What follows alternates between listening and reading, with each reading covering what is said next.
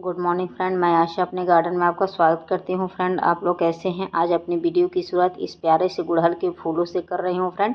तो आज का मेरा मेन टॉपिक है कि एलोकेशिया प्लांट की देखभाल कैसे करें। एलोकेशिया यानी कि बुद्धा प्लांट। तो एलोकेशिया कुकुलता आज प्लांट से मैं आपको मिलाने वाली हूँ। आज उसी की मैं कंप्लीट केयर बताऊँगी करना। तो चलिए बिना देर किए चलते हैं फ्रेंड। तो देख सकते हैं ये मेरा एलोकेशिया कुकुलता का प्लांट है, जिसे बुद्धा प्लांट भी कहते हैं। इसे कैसे लगाना है, किस टाइप की मिट्टी में लगाना है, कैसे मिट्टी तैयार करनी है और इसमें कौन सा स्टेक लगाना है, क्योंकि कभी कभी ये नीचे की तरफ लुढ़क जाता है। और इसमें कौन सी मिट्टी, कौन सा खाद, कितने देर की सनलाइट, कौन सा इसमें कीटनाशक का यूज करना है जिससे यह प्लांट स्वस्थ रहे और हमेशा आपके गार्डन में बना रहे, और कितना इसको पानी चाहिए। ये सारी जानकारी मेरी वीडियो में आपको जानने को देखने को मिलेंगी। तो बिना देर किए चलिए स्टेप बाय स्टेप मैं आपको बताती हूँ, और आप चाहें तो नोट कर सकते हैं फ्रेंड। तो चलिए सबसे पहले इसकी लचकने की बात कर ले फ्रेंड। तो जो इसकी ब्रांच होती है बहुत ही सॉफ्ट होती है फ्रेंड, जिसके कारण ये कभी कभी ऐसे लचक से जाती हैं, मतलब झुक से जाती हैं।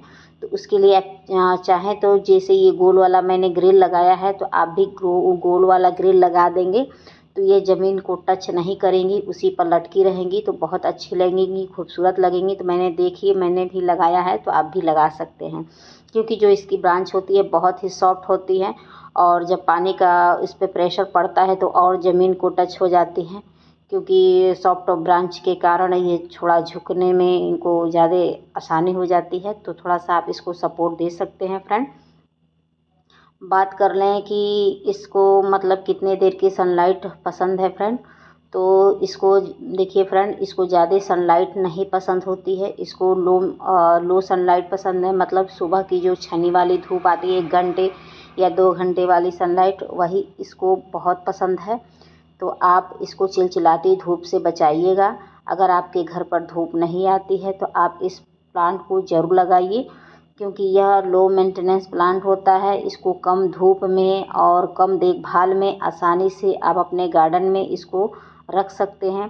अगर आपके पास समय नहीं है और आपके घर पर स्पेस नहीं है और आप लगाना चाहते हैं पौधा, तो इस पौधे को आप ज़रूर लगाइए। एलोकेशिया कुकुलता बहुत ही कम धूप में चलने वाला पौधा होता है, लो मेंटेनेंस प्लांट होता है। और इसके बाद इसकी बात कर ले वाटरिंग की फ्रेंड। तो इसको ज़्यादा वाटरिंग पसंद नहीं है, तो पानी वगैरह से थोड़ा सा बचाना रहता है। तो पानी वगैरह जब भी दीजिए फ्रेंड तो थोड़ा सा चेक करके ही दीजिए, क्योंकि इसकी जड़ें ज़्यादा गहरी नहीं होती हैं, जिसके कारण इसकी जड़ें बहुत जल्दी ख़राब हो जाती हैं, तो ये पौधा भी ख़राब हो जाता है। तो आपने अगर सेमी शेडी एरिया में रखा है तो पानी हमेशा चेक करके ही दीजिएगा, और इसको चिलचिलाती धूप से बचाइएगा, तो ये बहुत अच्छे से चल जाएगा। तो ओवर वाटरिंग से भी बचिएगा। तो थोड़ा सा एक चीज़ और करिएगा कि गमले का चुनाव उचित करिएगा। उससे ये फ़ायदा होगा कि जो भी पानी वगैरह रहेगा एक्स्ट्रा वह छन कर निकल जाएगा। तो गमले का चुनाव भी उचित करना बहुत ज़रूरी होता है, जिसमें ड्रेनेज सिस्टम बहुत ज़्यादा बने हों, ताकि आप जो भी पानी डालें तो एक्स्ट्रा पानी छन कर निकल जाए और उस मिट्टी में नमी मात्र रह जाए।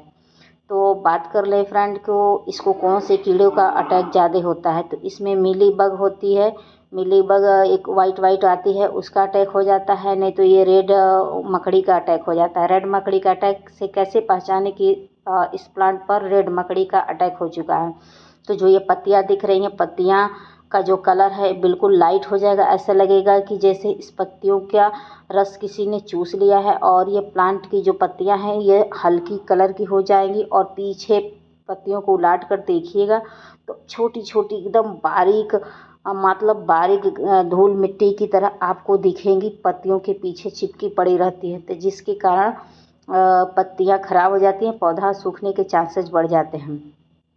इसके बचाव का एकमात्र उपाय यही है कि जब भी आप इस पर पानी डालिए तो पानी को पत्तियों के ऊपर नहलाते हुए डालेंगे, तो मिली बग का भी अटैक नहीं होगा और रेड मकड़ी का भी नहीं अटैक होगा।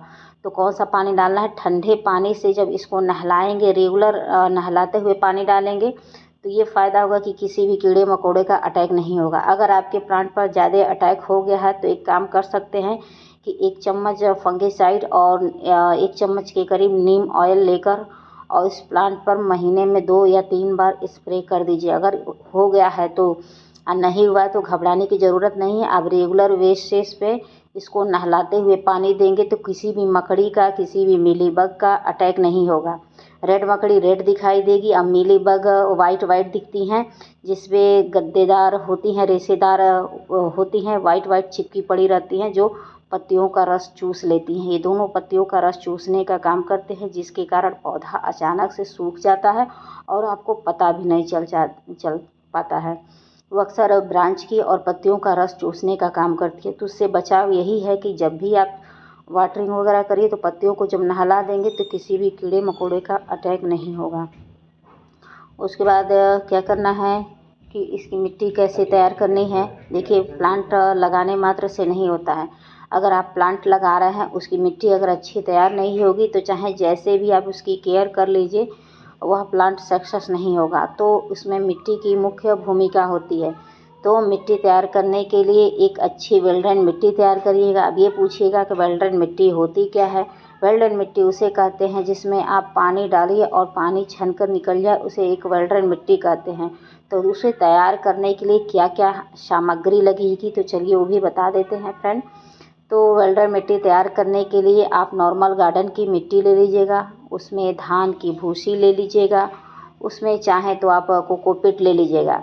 चलिए, आपके पास एक वो भी बता दे रहे हैं। अगर आपके पास कुछ नहीं है वेल ड्रेन मिट्टी तैयार करने के लिए, तो आप नॉर्मल गार्डन की मिट्टी और धान की भूसी भी डाल देंगे, उससे भी जो मिट्टी है भुरभुरी हो जाएगी। और नहीं तो आप गार्डन की मिट्टी ले लीजिएगा, उसमें बालू डाल देंगे, आधा मिट्टी आधा बालू, उससे भी एक अच्छी वेल ड्रेन मिट्टी तैयार हो जाएगी। और जो कोकोपीट डालते हैं वो थोड़ा सा मिट्टी में नमी को रोकने का काम करती है, इसीलिए कोकोपीट वगैरह डालते हैं। और धान की भूसी डालने से थोड़ी सी मिट्टी भी वेल ड्रेन हो जाती है, नमी का काम भी करता है। तो आपको जो सूटेबल हो वह आप मिट्टी तैयार कर लीजिए। जो मैंने सामग्री बताई उसमें से कुछ भी आप ले सकते हैं। उसके बाद आप 50-50% लेने के बाद उसमें 10% के करीब गोबर की खाद डाल दीजिएगा और 1 मुट्ठी के करीब केचुए की खाद डाल दीजिए। इतना करके एक अच्छी वेल ड्रेन मिट्टी तैयार कर सकते हैं। उसमें आप जो भी पौधा लगाएंगे बहुत अच्छे से विकास करेगा। और इसमें कोई भी मतलब रासायनिक खाद मत डालिएगा, क्योंकि ये पौधे बहुत जल्दी ख़राब हो जाते हैं। ये लो मेंटेनेंस भले होते हैं, लेकिन इसमें आप रासायनिक खाद नहीं डाल सकते हैं। अगर आपको लगे कि आपका पौधा नहीं विकास कर रहा है तो हर महीने 1 मुट्ठी आप केचुए की खाद या गोबर की सड़ी हुई खाद भी डाल देंगे, उससे भी यह पौधा बहुत आसानी से विकास कर जाएगा और पत्तियों में शाइनिंग रहेंगी, पत्तियों का साइज बड़ा होगा और ये पौधा सदा आपके गार्डन में बना रहेगा। तो कोई भी रासायनिक खाद डालने से बचिएगा और ओवर वाटरिंग से बचिएगा।